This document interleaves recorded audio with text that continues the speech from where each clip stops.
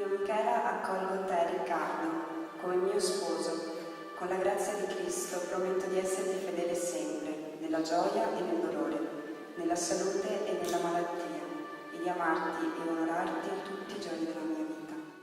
Io, Riccardo, accolgo te, Michela, come mia sposa. Con la grazia di Cristo prometto di esserti fedele sempre, nella gioia e nel dolore,